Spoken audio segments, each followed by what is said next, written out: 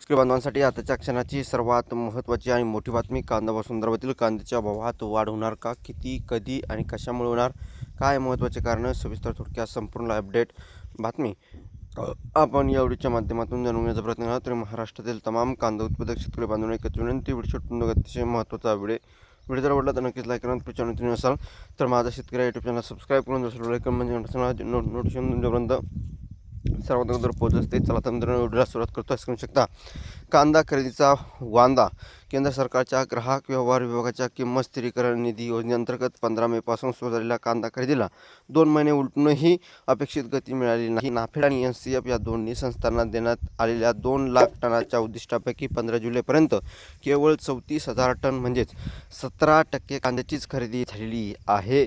खुल्या बाजारातील तुलनेत अधिक दर आणि सरासरी सरकारी खरेदीतील विविध अटी शर्ती यामुळे शेतकरी या ठिकाणी सरकारी खरेदीकडे पाठ फिरवल्याचे चित्र आहे. खरेदीनंतर 72 तासात पैसे देण्याचे आश्वासन देण्यात आले मात्र होते. पोर्टल व तांत्रिक अडचणीसह विविध कारणामुळे अनेक शेतकऱ्यांना वेळेत पैसे मिळाले नसल्याची तक्रार आहे. सुधारित महिनाभरात खरेदी अत्यल्प झाली होती. त्यानंतर सरकारने 4 ते 5 वेळा दरात वाढ केली आणि काही अटी शिथिल केल्या. त्यामुळे खरेदी काहीशी वाढली असली तरी बाजारभावाच्या तुलनेत सरकारी दर कमी असल्याचा शेतकऱ्यांचा प्रतिसाद अद्याप मर्यादित या ठिकाणी आहे. दरम्यान खरेदी प्रक्रियेत पारदर्शकतेबाबतीत प्रश्न उपस्थित होत आहे.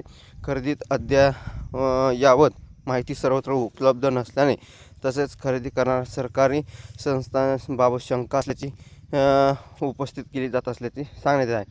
केंद्र सरकारच्या कांदा राखीव साठा उभारण्यासाठी उद्दिष्ट सध्याच्या गती पूर्ण होणे कठीण असल्याचे चित्र आहे. त्यामुळे उद्दिष्टपूर्तीसाठी सरकारकडे खरेदी दर आणि प्रक्रियेत अधिक व्यावहारिक बदल करावे अशी मागणी शेतकरी करत आहे. त्यांच्या तक्रारी आपल्या बाजारापेक्षा कमी दर, सरकारच्या कठोर अटी शर्ती, 72 तासात पैसे देण्याचे आश्वासन, अपूर्ण खरेदी आणि साठवणूक प्रक्रियेत समन्वयाचा अभाव, तर अशा प्रकारच्या या कारणामुळे या ठिकाणी ही वस्तुस्थिती आहे. धन्यवाद.